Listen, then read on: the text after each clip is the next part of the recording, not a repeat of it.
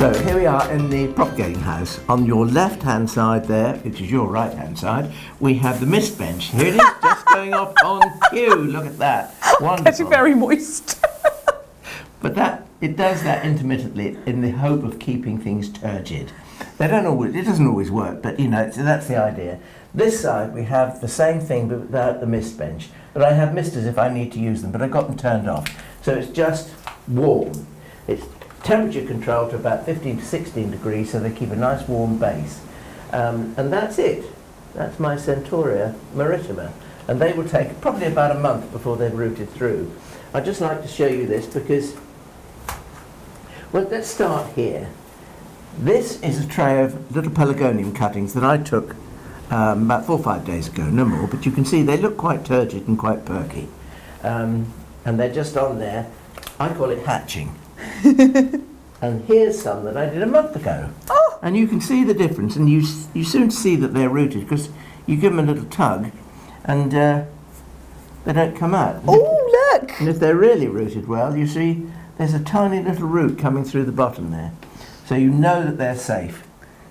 So once they're rooted through, you can either leave them in those trays and just keep them ticking over for the winter, or you can pop them on and get them growing. This is a tray that I did much earlier, 4 or 5 weeks earlier.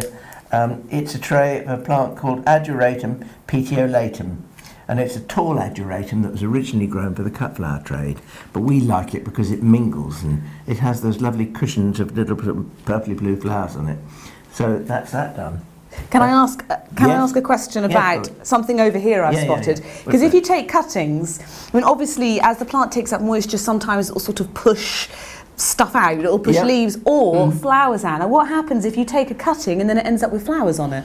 Well, that's what you don't really want it to do that, because that little shoot is really pushing all its energy into making flowers, and you want to push its energy into making roots. So I'll just take that off and bring it forward, and we just gently pull those flowers off, because they should have been pulled off to start with, but at this time of the year all they want to do is flower, and so they're flowering themselves almost to death in a way. And so we've pulled the flowers off. There's another one here, we'll just get that off, another one there and here. And there you are. Now it can start putting its energy into rooting rather than flowering.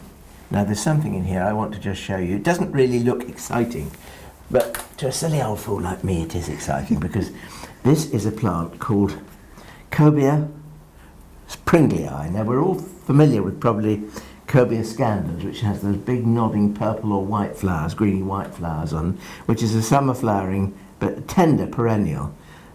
This one is a hardy perennial, and it goes on from year to year. And I've tried 3 times this year to take cuttings without success, but this time I have got one to root. I know it's only one, there's others in there. They look as if they're putting on top growth. I'm not going to disturb them, I'm just going to wish and hope and pray. Can I say what it is? Yeah. I can't remember. Are you filming this? Yes. Oh! Yeah. You've got a bit of dirt on your nose. It's a good job we're friends, isn't it? It's thermatic. No, what's the word? Thermonuclear? No. It has automatic temperature control on it.